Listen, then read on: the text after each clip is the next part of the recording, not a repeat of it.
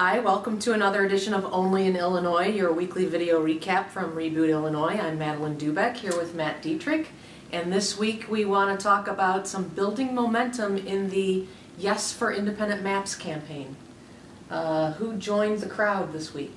Well, this week we got a very high-profile endorsement from former Governor Jim Edgar. And this was interesting to me because I interviewed Governor Edgar in fall of 2012, shortly before RebootIllinois.com went online. And I asked him about redistricting reform, and basically his answer at the time was, well, we probably do need it, but it's never going to happen because this is the crown jewel of all the political prizes that politicians in Illinois can gain. The power to draw that map each 10 years after the census is number one. Yeah, I've made the point, we've made the point in our columns and editorials, and we'll keep making the point that this is kind of the birthplace of corruption, because you're fixing the system so that you're diluting voters' choices, basically. We've seen that, 97% of incumbents tend to get reelected? Right. Because the politicians are picking their voters, not voters picking their politicians. So interesting that Republican Governor Jim Edgar signed on. There are also a lot of prominent Democrats, even though it's Democrats who've been drawing the maps lately in Illinois. Adlai Stevenson, who's a former U.S. Senator and ran for governor. Bill Daley, who was White House Chief of Staff and ran for governor for a short period this year.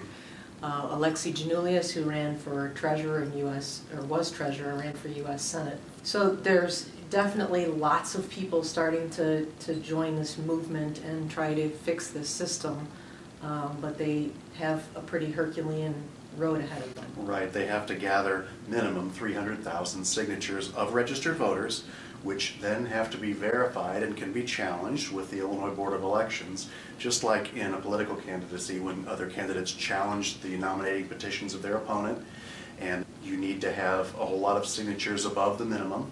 This is a very well organized effort, and this time it really does have a chance to happen. They've got until May 4th. They've got to have this done and filed 6 months before the general election to get it onto the ballot and before the voters.